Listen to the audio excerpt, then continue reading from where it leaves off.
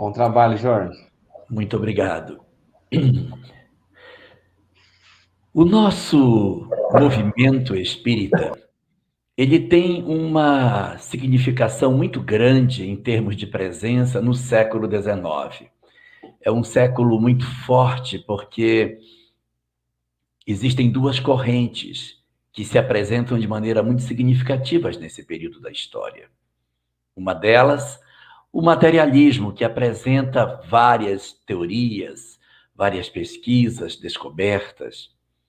E, ao mesmo tempo, nós temos a mensagem espírita, que vem trazendo horizontes novos, informações muito preciosas sobre a questão da imortalidade, sobre o futuro dos homens, sobre a compreensão das leis de Deus. E esse grande movimento que seria o Espiritismo, ele vai se iniciar na segunda metade do século XIX, mais especificamente, a partir do ano de 1857, com a publicação de O Livro dos Espíritos. De um lado, uma série de pesquisas materialistas avançam, e do outro lado, a doutrina espírita, acenando com suas várias obras, vai rasgando os horizontes da imortalidade para todos nós.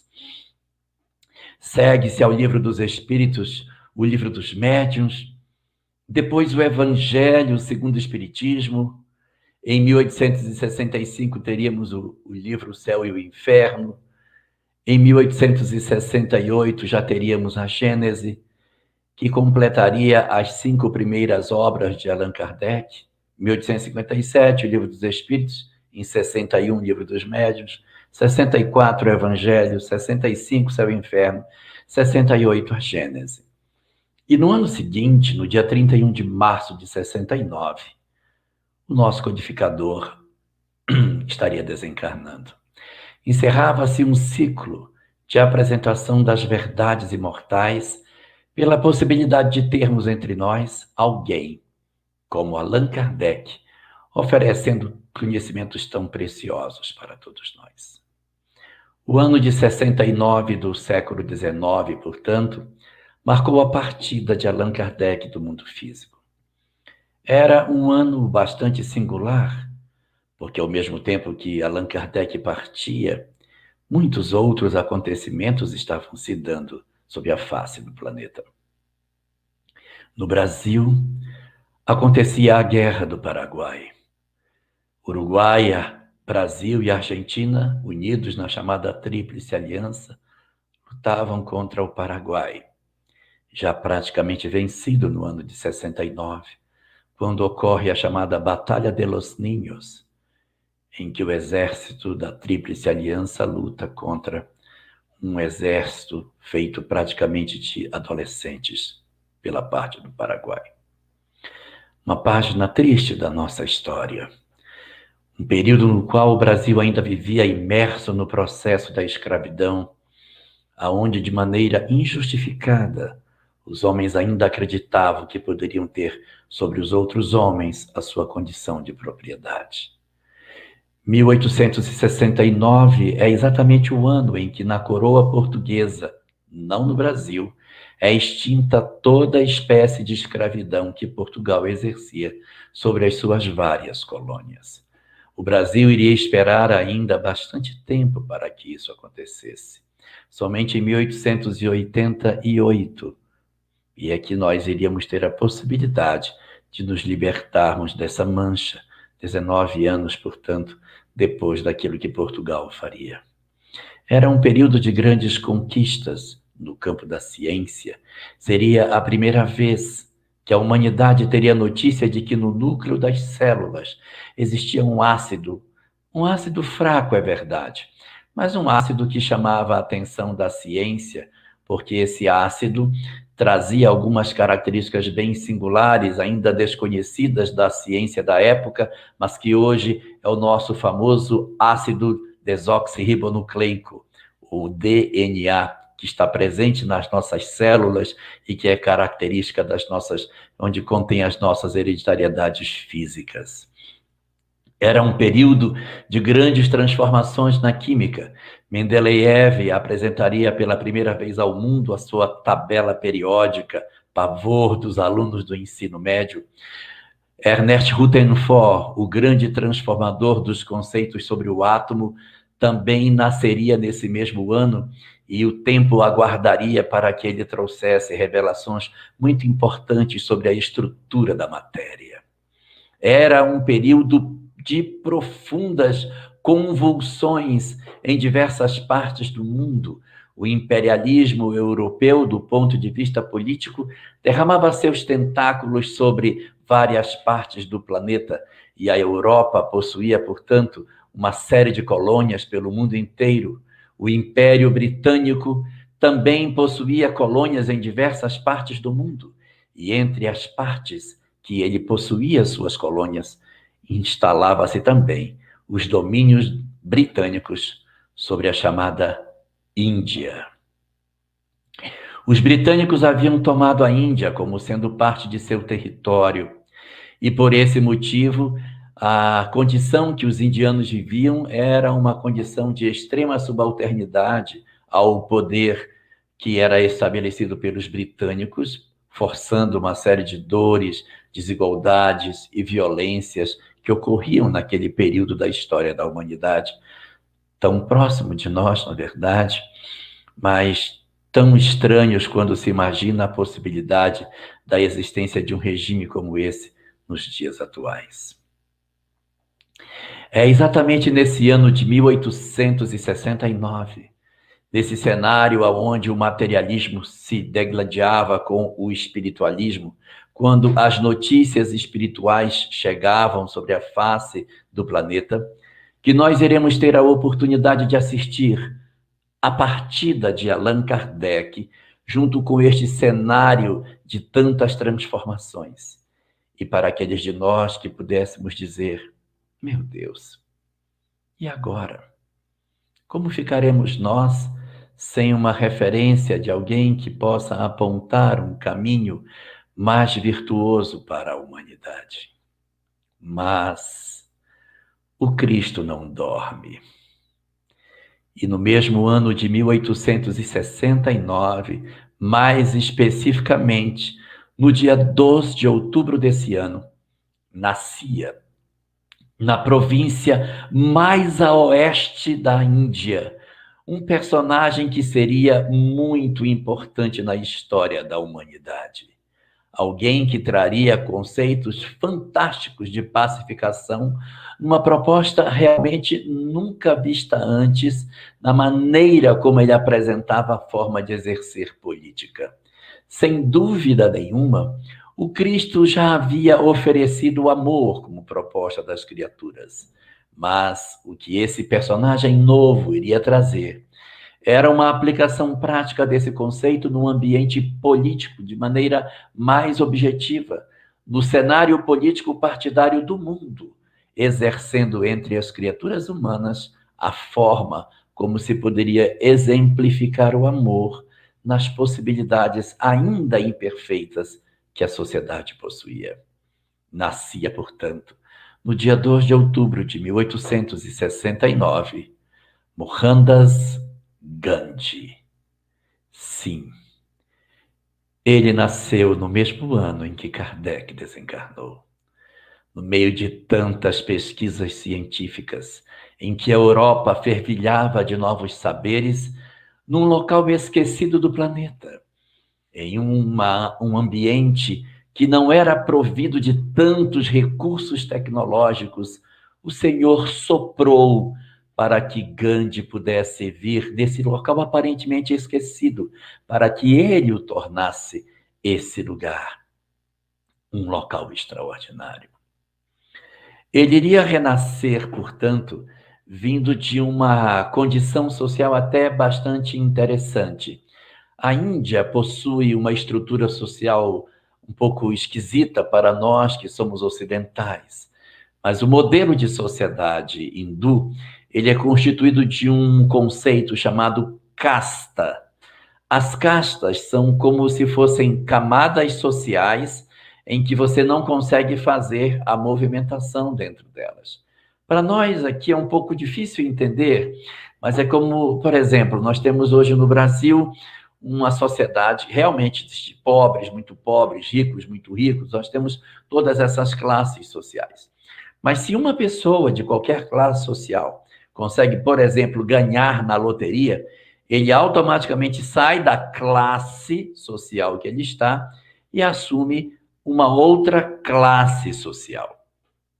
No modelo indiano, isso não acontece. As castas, e não classes, elas não são permeáveis. Eu não consigo crescer dentro de uma determinada casta e conseguir os privilégios de outra. Não. Se você pertence a uma determinada família, a uma determinada linhagem de ancestrais, você pertence a uma casta. Você só pode casar com pessoas da sua casta. Não é permitido essa mistura de castas, isso não pode ser aceito. É inadmissível esse fenômeno de miscigenação entre as diversas camadas consideradas como sendo impermeáveis no processo dos hindus. É até curioso porque um povo que conhece tanto da reencarnação, que sabe tanto sobre lei de causa e efeito, que recebeu obras extraordinárias como o Mahabharata, o Bhagavad Gita e os próprios Vedas, ainda terem tanta dificuldade para conseguir entrar em contato efetivo com tudo aquilo que diga respeito às consequências morais do conceito da reencarnação. Mas, de maneira até como que meio contraditória, meio paradoxal, nós vamos perceber que uma sociedade de múltiplas existências, uma sociedade reencarnacionista, não necessariamente pode construir uma sociedade de amor. Às vezes o conceito doutrinário vem, mas como não vem o perfume da amorosidade, aquele conhecimento acaba não sendo tratado de maneira moral pelas criaturas humanas. E, portanto, ele passa para dentro da sociedade como uma verdade filosófica, sem que obrigatoriamente haja um proceder que desperte no homem a compreensão mais profunda do que significa entender que temos várias existências e que, portanto, podemos renascer em qualquer das castas que a sociedade hindu possa oferecer aos homens. E é dentro desse cenário que nós vamos encontrar Gandhi nascendo entre as pessoas em uma casta que não era uma casta muito privilegiada. A casta de Gandhi era uma casta simples, era os Vaishyas, que seria a casta dos comerciantes. Eles não têm uma notoriedade, não são importantes como os Brahmanes ou como os Cháryas. Os Brahmanes são os sacerdotes, os Cháryas são os guerreiros. Mas os Vaishyas, eles eram comerciantes mais simples, exerciam funções menos importantes na sociedade.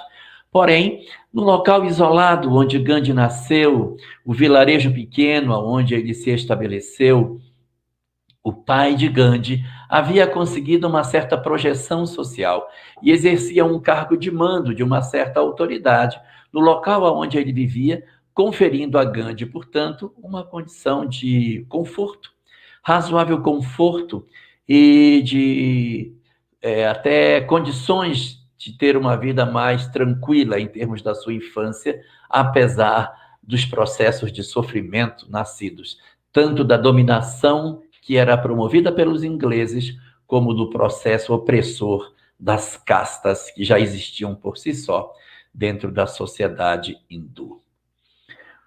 Ele possui um biógrafo muito interessante chamado Edmond Privat. Edmond Privat, biógrafo de Gandhi, foi também um grande esperantista. Foi um esperantista muito conhecido, foi um grande divulgador e professor de Esperanto, idealizador de muitas formas de divulgação da língua e também biógrafo de Gandhi. Ele conta que na infância de Gandhi ele já demonstrava algumas características bastante interessantes. Segundo Edmond Privat, quando Gandhi ainda era bem criança, ele ouviu um barulho pela janela e saiu para ver o que era. Quando ele saiu, ele viu um homem puxando uma carroça junto com uma criança, e os dois estavam juntando lixo e jogando o lixo na carroça. Quando ele viu aquilo, ele perguntou para a mãe dele: Mãe, o que é isso? E a mãe respondeu: Ah, meu filho, eles são os lixeiros.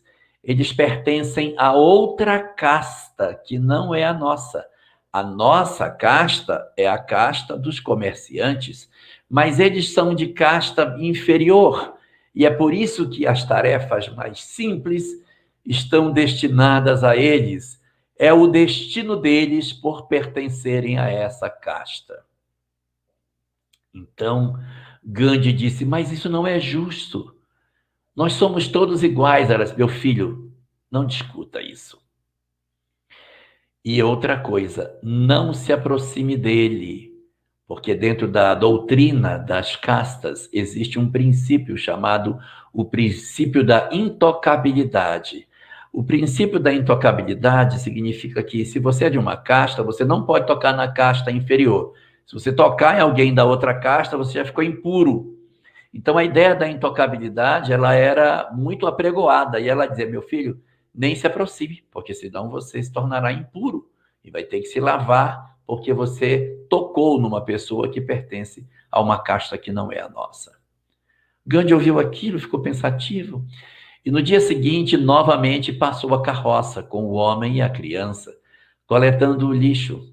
E quando o garoto se aproximou de uma lata para carregar o lixo para jogar dentro da carroça, ele ouviu uma voz que disse: Espere, eu vou ajudar você a colocar o lixo na carroça.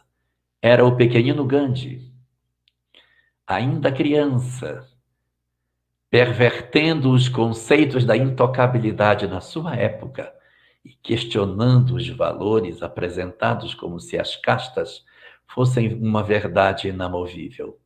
Ele, portanto, desde bem jovem, já possuía conceitos profundamente diferentes daqueles que a sua humanidade, no sentido da sua cultura, poderia oferecer para todos nós. Sua história, portanto, pode ser destacada, além deste ponto, em mais outros 9 itens por onde podemos percorrer pelo esse fio a história de Gandhi. A primeira dessas histórias é a história dos lixeiros. A segunda história que nós encontramos de destaque na biografia de Gandhi vai acontecer aos seus 13 anos de idade, no ano de 1882. Nessa época, com 13 anos, ele se casa com a sua esposa, que teria 14 anos. Eram casamentos arranjados, porque os pais, logo que as crianças nasciam, já acertavam com quem seus filhos casariam, em virtude das questões de casta, das discussões sobre a forma rígida da estrutura social da Índia. Então, já era definido desde o princípio com quem você casaria. E Gandhi, portanto, foi convocado para casar e, aos 13 anos, ele começa a sua atividade de certa maneira, ter a responsabilidade de uma esposa e de um lar. O que é curioso de dentro disso? É que ele casa ainda muito jovem. Ele iria ter uma vida com uma série de experiências, lidando com muitas pessoas, vivendo com muita gente. Mas os seus biógrafos todos dizem: ele teve apenas uma esposa durante 62 anos de casado. É um exemplo, porque quantos de nós, muitas vezes, justificamos as nossas mudanças de opinião porque tomamos decisões muito cedo, porque casamos com 20 e poucos anos. Eu tinha 25, tinha 22, eu tinha 28, eu tinha 20. Gandhi tinha 13 e teve a oportunidade de ter com ela 4 filhos. E nessa família que ele constituiu, ele levou os seus compromissos até o final, até a desencarnação dela, quando ela teve a possibilidade de deixá-lo viúvo. Durante toda a existência desses 62 anos de casado, ela foi uma companheira muito interessante, porque ela o substituiu em várias oportunidades, quando ele esteve preso, quando ele esteve impedido. Ela tomava a frente e, na condição de ser uma pessoa que era sua parceira nessa grande movimentação social que ele promoveu, ela também se engajava na luta junto com o marido, demonstrando a afinidade de ideais. Como se vê, o alinhamento de ideias era um traço que facilitava para que Gandhi pudesse ter o resultado daquilo que ele buscava. Do ponto de vista material, podemos dizer, foi um casamento arranjado. Mas podemos dizer, pela identidade de propósito, que esse casamento foi arranjado não do lado físico, mas no mundo espiritual, pela capacidade que eles tinham de ter identidade de propósito dentro de uma circunstância em que eles não tiveram condição de se elegerem mutuamente, porque assim seus pais haviam decidido. Ele, portanto, tem essa primeira experiência de mudança da sua história de vida aos 13 anos de idade. E ele vai apresentar um segundo momento de mudança muito forte, que é ali próximo do ano de 1886, quando ele, então, com 16 para 17 anos, sai da sua terra natal, já casado, e vai para a Inglaterra para estudar direito. Isso é muito interessante, porque ele sai de seu local, ele sai de seu ambiente em busca de uma perspectiva de conhecimento, exatamente no lugar onde viviam os homens que o oprimiam. Ele vai estudar. Ele poderia estudar outra coisa, mas estudar exatamente direito, no lugar onde existiam aqueles que oprimiam o seu povo. Você vai estudar a compreensão do entendimento do que é o correto ou não correto de fazer de acordo com as leis, no ambiente onde residiam aqueles que eram os opressores de seu povo. Ele se desloca, portanto, para Londres. E aí fica uma característica. Ele poderia, pelas suas tendências de ser um oprimido, dizer, não, eu vou para a França, eu vou para a Alemanha, eu vou para outro lugar, já que eu só falo inglês, eu vou estudar numa escola dos Estados Unidos, eu vou procurar um outro ambiente, mas eu não vou viver entre os britânicos. Mas ele vai exatamente para o meio dos britânicos. Ele vai fazer a faculdade ali. E como ele vinha de uma região da Índia profundamente voltada para a ideia do vegetarianismo, ele encontra uma dificuldade enorme quando chega em Londres, porque ele cai numa sociedade carnívora e ele tinha muita dificuldade de lidar com aquilo. Lendo algumas biografias de Gandhi, na época que eu ainda era bem novo, devia ter uns 15 para 16 anos, tinha uma biografia dele que falava umas coisas bem curiosas, que ele não comeu carne durante a vida. Mas quando ele chegou na Inglaterra, ele teve a oportunidade de ir a um local e lhe foi oferecido um cabrito. E as pessoas insistiram tanto que ele comeu do cabrito. Passou a noite em claro. Porque o cabrito, segundo os biógrafos, parecia estar vivo dentro do estômago dele. Ele não dormiu nada a noite inteira, porque ele ficava lembrando que ele comeu do cabrito que estava assado em cima da mesa. E isso lhe deixou profundamente perturbado e ele não voltaria mais a experimentar comida que fosse carnívora. E isso lhes fazia muito desgaste, porque na sociedade londrina era muito difícil você conseguir comer sem que resvalasse aquilo ali em produtos que não fossem vegetarianos. Ele sofreu muito por conta disso, até que ele consegue se articular com alguns amigos em torno de um restaurante vegetariano. E ali as coisas ficam bem mais fáceis. O restaurante, que era apenas restaurante, passou a ser também um ponto de discussão das ideias que Gandhi possuía.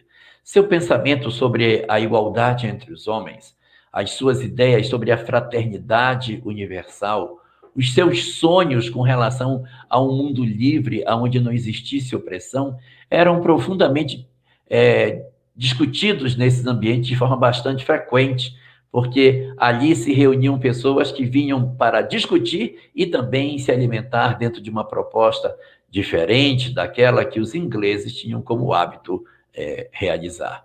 E assim, esse período é um período em que ele discute essas questões, debate muito com os ingleses, e a sua filosofia de vida, a sua forma de pensar, começa a encontrar eco em alguns ingleses que dizem para ele: mas o pensamento que você traz é muito parecido com o pensamento do cristianismo.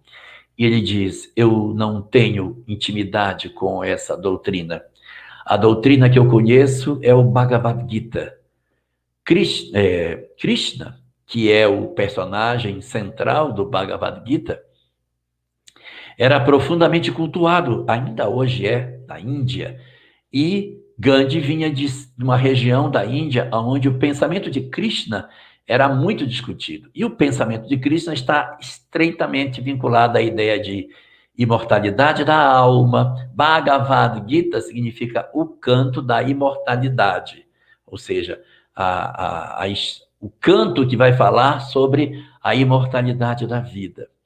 E dentro desse Bhagavad Gita, um livrinho tão pequenininho, mas muito denso em termos de conteúdo, a reencarnação, a lei de causa e efeito, o processo de autoconhecimento, as etapas do mecanismo da evolução do homem, a necessidade da vitória do homem sobre as suas imperfeições, está muito posto lá dentro.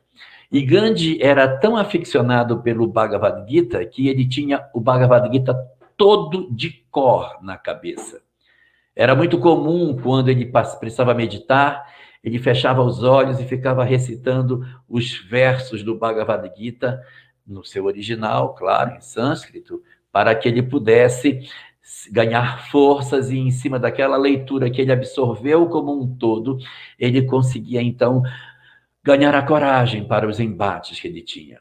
E quando disseram a ele que as suas ideias pareciam com o cristianismo, ele diz: eu não sei, eu só conheço Krishna, eu não tenho ideia do que seja isso. Então os britânicos trouxeram para ele um texto para que ele conhecesse. E foi nesse período, nessa época, em que ele trava contato com os ingleses, que é apresentado para ele um texto extraordinário chamado O Sermão da Montanha. Quando Gandhi lê aquilo, ele diz: mas isso aqui é perfeito. Eu penso exatamente isso. E ele passa a eleger o Bhagavad Gita e o Sermão da Montanha como as suas grandes referências no entendimento de como devem viver os homens. E a partir daí, forma-se um convencimento dentro dele bastante expressivo sobre como deveriam eles viver, como deveriam as criaturas viver, porque ali estava a referência de tudo que se podia imaginar com relação à forma dos homens lidarem entre si. Ele vai viver o seu período de faculdade em Londres, participando desse restaurante vegetariano, na expectativa de que, ao se formar, ele pudesse voltar ao seu local de origem. E esse é o quarto ponto, a nossa quarta lição da vida de Gandhi. Assim que ele termina a sua faculdade, isso já em 1891, com 22 anos, ele decide voltar para sua terra natal. Aqui nós já temos uma coisa bastante curiosa. É como se, por exemplo, alguém que vive num vilarejo com determinadas condições bastante simplórias de vida, com as suas dificuldades de uma vila sem grande expressão política, com atrasos do ponto de vista tecnológico, sai e vai para um centro desenvolvido, para uma condição de vida bastante mais ativa, com pensadores, com pessoas, e ele convive cria um espaço de convivência com essas criaturas, mas quando ele se forma, ele não fica, ele volta para casa. Ou seja, ele compreende as suas raízes. Ele não fica em Londres, porque seria mais razoável eu ficar na minha vida de conforto, nas minhas condições que eu já tenho, para que eu conseguisse realmente exercer uma profissão num ambiente bem mais favorável do ponto de vista econômico. Mas ele não faz isso. Ele decide voltar para casa. Ele volta para a Índia e, em cima dessa decisão que é singular, existe uma segunda situação que acontece que também é bastante destacável. Ele volta para a Índia e não obtém sucesso financeiro. Um cabedal de conhecimento enorme, um pensamento incrível, mas ele não consegue sucesso material. Isso é bem curioso porque me faz relembrar Allan Kardec. Allan Kardec estudou em Yverdun, tornou-se um dos grandes sábios de seu tempo. Quando sai do instituto, decide montar um liceu para que as crianças pudessem estudar e oferece essa condição do conhecimento que ele tinha, não consegue sucesso. Ele não tem sucesso material e a escola que Allan Kardec cria na expectativa de oferecer o método de Pestalozzi para as crianças não dá certo. Ele não consegue.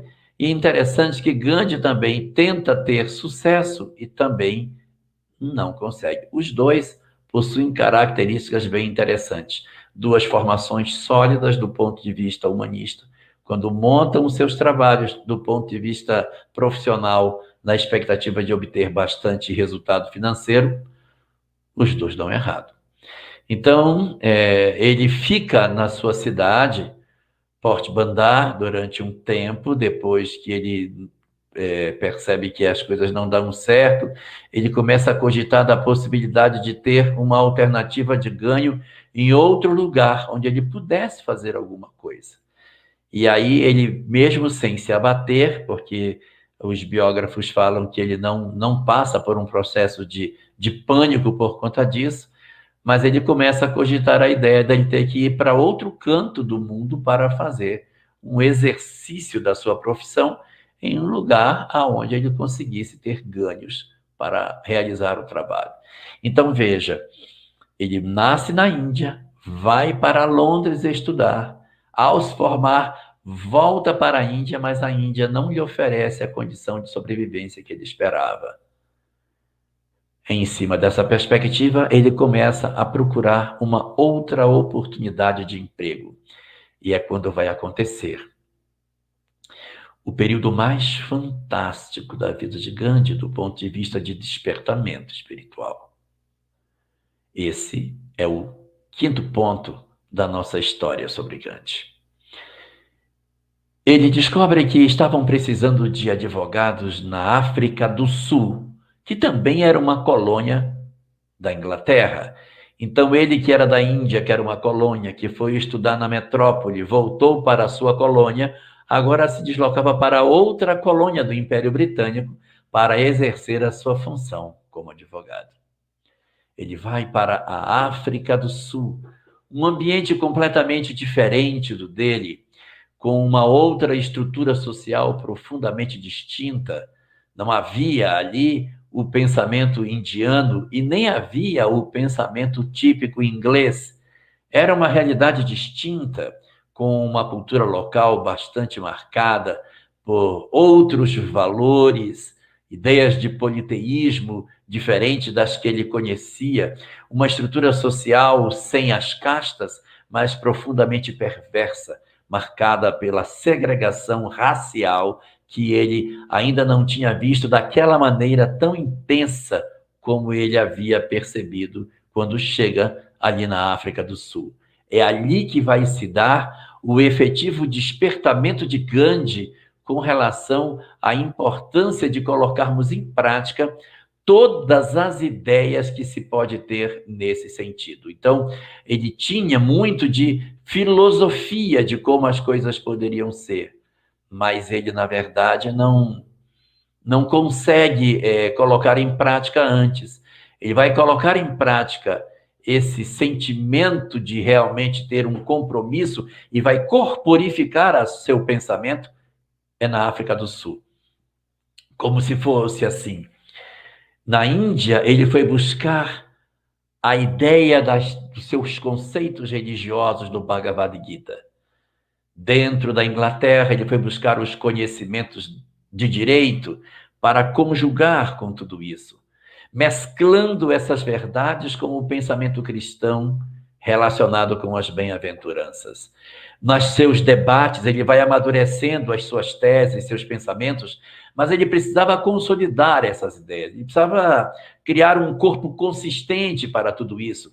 Até que ponto as suas ideias não eram simplesmente filosóficas, elas poderiam ser aplicadas na prática do ponto de vista político? Era possível que as criaturas humanas fizessem algo nesse sentido? Então, é ali, no processo de tentativa de organizar uma força que pudesse, de certa maneira, se apresentar contra as opressões que ocorriam na África do Sul, que Gandhi vai levantar a sua proposta pacificadora. É ali que nasce Gandhi, o pacificador. Ele vai criar uma doutrina, um conjunto de princípios que vão se estruturar como se fosse uma peça única, e essa doutrina está apoiada em 10 pontos fundamentais. O nome dessa doutrina chama-se Satyagraha. Satyagraha significa amor pela verdade, força da verdade, é a capacidade da verdade ter a sua intensidade. Então, você junta amor e verdade, e isso daria a você uma força inquebrantável para que você pudesse enfrentar as naturais dificuldades da vida, sem que isso, evidentemente, o impedisse de experimentar sofrimentos. Mas o eixo central de tudo isso é o amor e a verdade. Vamos para os 10 pontos do Satyagraha. Primeiro ponto inclusive, Satyagraha passou a ser, há um tempo atrás, até o nome de uma operação que aconteceu dentro da polícia brasileira. É inspirada nesse pensamento do amor à verdade, da busca da verdade. Então, os 10 princípios de Satyagraha são, primeiro, a não violência, chamada por ele de ahimsa. O que é a não violência? É não agredir, não ofender, não fazer nada que possa prejudicar as pessoas. Você não agride, mas a pessoa está me agredindo. Se ela lhe agride, o problema é dela. Você não agride. Então, você vai manifestar a sua insatisfação sem qualquer traço de violência. Lindo. Ponto número 2. A busca da verdade. Você nunca poderá mentir, você dirá a verdade sempre. Você não fingirá seus interesses, e quando se fala de verdade, está falando verdade no sentido mais absoluto, inclusive na parte da apresentação do que você quer, o que você não quer, as suas intenções quanto aos outros. Então, a verdade é apresentada de forma reta. Então, não é somente ser não violento, é também ser verdadeiro em todas as coisas, não mentir. Também, como consequência desse não mentir, não enganar, não trapacear, está o não roubar.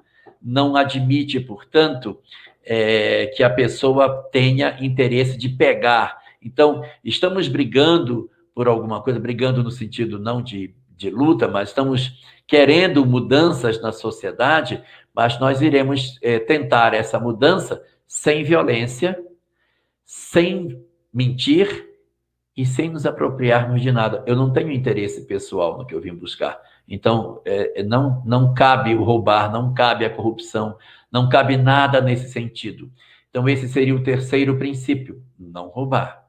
O quarto princípio decorre do terceiro. Uma vez que eu não tenho interesse de roubar, não tenho interesse em trapacear, não quero mentir para as pessoas e não quero ser violento, nasce o quarto princípio, que é a não preocupação em acumular posses materiais. A pobreza passa a ser uma virtude. Então, se eu tenho conforto, riqueza, algum tipo de benefício com a luta que eu faço, então eu estou negando os princípios do Satyagraha, porque a proposta é o interesse completamente descompromissado das minhas vontades pessoais. Eu quero que as transformações aconteçam sem ambição, sem querer para mim, sem querer a posse das coisas. O quinto desses pontos é com relação à atividade laboral. Ele diz que as pessoas, dentro dessa proposta, elas mesmas devem trabalhar pela sua própria condição de sobrevivência. E aí ele apresenta um modelo no qual você vai tecer a sua própria roupa, você vai cultivar a sua própria comida. Uma negação ao modelo organizado que a Inglaterra apresentava, em que as pessoas tinham que usar dinheiro para comprar e vender. Na medida em que eu não compro e eu não vendo, porque tudo eu produzo, não tem imposto. Não circula imposto, não tem como me cobrar. Eu não faço negócio. Sou eu que planto o meu trigo. Eu moo meu trigo e eu como. Então, eu não estou vendendo para ninguém. Como não tem comércio, a economia não garante para o império a condição de obtenção de recurso. E, com isso, eles diminuem a atratividade daquele lugar. Porque se você tiver uma sociedade em que todo mundo consome a partir de um modelo ocidental, de compra e venda, você pode colocar imposto em cima de todo mundo. Mas não tem nada, as pessoas só trabalham para a sua subsistência. Elas plantam, colhem, comem. Elas tecem sua própria roupa no seu próprio tear. Ele propunha que cada um fizesse, por isso que ele usava aquelas roupas esquisitas. Aquelas roupas tinham que ser tecidas dentro da proposta do Satyagraha pela própria pessoa. Cada um faz sua própria roupa, ninguém comercializa nada. Então, o trabalho precisa ser o trabalho pelo pão de cada dia. A proposta dele, numa tentativa de oferecer o seu descontentamento com o modelo social que eles tinham, era uma sociedade onde a estrutura era essa. Depois, como sexto ponto, tinha a questão da alimentação. Ele dizia que a alimentação era um fator essencial, você não podia comer demais. E o Gandhi dizia, é inaceitável que a gente possa se sentir satisfeito após uma refeição e ficar feliz de ter comido bastante, quando nós sabemos que existem várias pessoas que não irão se alimentar naquele dia. Portanto, em sentido de ser solidário aos que não comem o suficiente, a nossa alimentação tem que ser frugal, pouca, exatamente para que a gente se lembre, quando está na mesa, dos outros que não possuem. Nós só poderemos ter uma alimentação farta quando todos sobre a face do planeta tiverem alimento nas suas mesas. Ponto número 7 do Satyagraha, o destemor. Não temer. E a gente vai observar isso em algumas passeatas que ele fazia, que as pessoas iam mandando pacificamente e havia agressões e elas recebiam as agressões, não devolviam as agressões e continuavam marchando, sangrando, com dificuldade. Isso foi criando um desconforto para o Império Britânico, exatamente pela postura que ele apresentava na sua ideia de como oferecer a pacificação. O povo estava oprimido e a maneira como ele queria libertar era sem o exercício da violência. Ponto número 8 era a ideia da tolerância religiosa, do amor a todas as religiões, o respeito. Não se admitia qualquer crítica a qualquer religião. Todos deveriam estar unidos num único propósito. Então, a igualdade e o respeito por todas as expressões religiosas, que na Índia eram múltiplas, com destaque para duas, o hinduísmo e o islamismo. Havia muçulmanos na Índia e havia hindus na Índia, duas religiões no mesmo espaço. Gandhi não queria que isso se dividisse, queria que a grande Índia, assim chamada, Mahabharata em sânscrito, ela não se dividisse, que ela continuasse como ela era. Penúltimo desses pontos, fazer todo o possível para não depender dos produtos ingleses, para que eles não consumissem aquilo que os ingleses ofereciam, para não girar a economia inglesa lá, para perder interesse naquele lugar. Porque se eles trouxessem produtos, roupas, calçados e demais coisas para que os indianos consumissem, eles passavam a ser um mercado consumidor e automaticamente interesse para que isso acontecesse. Ele, então, faz um movimento contrário. Não, nós vamos ter que ver com simplicidade para não termos isso. E por último, o último dos conceitos do Satyagraha, quebrar a ideia da chamada intocabilidade. Acabava com isso, de que as pessoas possuem castas e que uns podem ser tocados e outros não.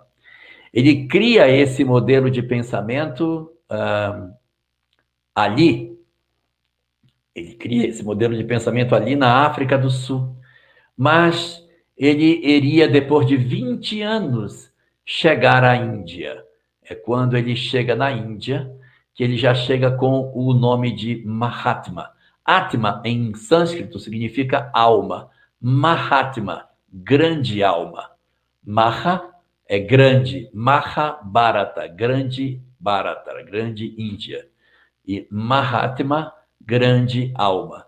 Foi Rabindranath Tagore que escreve através de Divaldo Franco, que era amigo pessoal de Gandhi, que o designa como um Mahatma.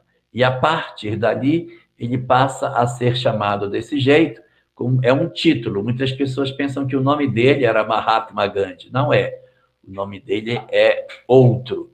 Ele é Mohandas Gandhi. Mahatma é um título que ele ganha. E aí, depois de 20 anos lutando na África do Sul, discutindo, debatendo, vivendo todas as experiências na África, ele então chega na Índia. Quando ele já chega em 1914, com 45 anos, e já alcança de volta com um prestígio por ser um grande pacifista. Uma alma que apresentou várias vitórias sem agredir, sem ofender, sem nada nesse sentido. E ele então se torna uma liderança no seu ambiente, mesmo sendo altamente pacificador. E em 1921, ele vai ser levado à condição de alcançar o seu objetivo. Ele chega ao Congresso indiano como líder do Congresso desse período. A sua doutrina, então, se consolida na Índia. Ele tinha 52 anos quando ele faz isso. Ele vai conseguir a maturidade do seu processo de apresentação de sua ideologia com 52 anos. Parece assim tardio, mas é com 52 anos que Allan Kardec vai publicar o Livro dos Espíritos. A tarefa de Kardec iria começar quando ele tinha 52 anos. A grande tarefa de Gandhi iria começar quando ele tinha 52 anos. É somente em 1930 que ele vai promover um fenômeno muito forte chamado a Marcha do Sal, em que eles caminham durante 200 quilômetros para procurar sal. Os ingleses não queriam que os indianos tirassem seu próprio sal, tinham que comprar o sal inglês. Então, eles marcham 200 quilômetros para chegarem até a margem do oceano e fazerem eles mesmos o seu sal. E isso é tido como uma revolta muito grande por conta dele, mas não há nenhuma violência. Eles marcham pacificamente até lá, recolhem o seu sal e voltam para casa. Ele lutou durante muito tempo para que fizéssemos efetivamente uma reflexão muito profunda sobre a questão das religiões. Ele não queria que a diferença entre muçulmanos e hindus o produzissem uma fratura no país, mas ele não consegue isso. Os muçulmanos e os hindus não conseguem se entender. Ele faz várias guerras, greves de fome, na tentativa de impedir conflitos para que eles se unissem. Os muçulmanos gostavam muito dele, os hindus, muito mais ainda, porque ele tinha mais propensão ao pensamento hindu, mas ele era muito próximo dos muçulmanos, e isso deixava os hindus incomodados, porque eles achavam que ele tinha que ser um pouco mais duro com os muçulmanos, mas a maneira como ele tinha para trazer todos muito próximos era bem interessante. Ele exercia um papel muito, muito forte de juntar os contrários. Existe, inclusive, algumas coisas bem interessantes sobre a biografia dele, que são duas cartas que Gandhi teria emitido nesse período em que ele estava já nessa condição de plenitude, já ali no ano de 1939, ele estava, portanto, com 70 anos, não era mais nem um menino. No dia 23 de julho, ele escreve uma carta curtinha, inclusive. 2 meses antes de eclodir a Segunda Guerra Mundial, ele manda essa carta para a Alemanha, para o líder da Alemanha, que, articulando o nazismo, estava se preparando para invadir os países vizinhos e deflagrar. Então, 2 meses antes, ele manda uma carta dizendo: meu caro amigo, você é a única pessoa que pode impedir esse conflito. Eu lhe peço que você não faça isso. Eu consegui grandes vitórias sem precisar violência. Você pode conseguir. Não faça isso. É um pedido que eu lhe faço. Se eu puder ser ouvido, me atenda. Não deixe que isso aconteça. É quase um bilhete. Dá uma página. Não se sabe se essa carta teve resposta, mas há muitas pessoas que criticam Gandhi por ter chamado o destinatário de meu caro amigo. Mas quem critica dizendo que ele teria, portanto, vinculações muito próximas com o nazismo, não leu a segunda carta. Porque a segunda carta, que é enorme, ele já escreve no ano de 1940, quando a guerra já tinha começado.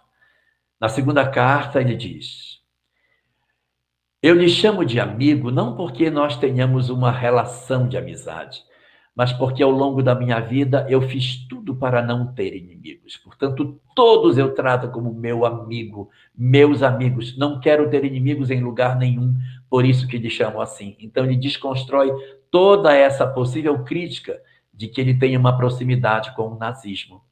E depois disso, ele vai fazer uma carta bastante longa, bem dura, criticando as ações que haviam sido tomadas pela Alemanha de invadir, de fazer isso. Isso você não pode permitir as violências, os crimes que estão sendo feitos, os estupros, as mortes de civis.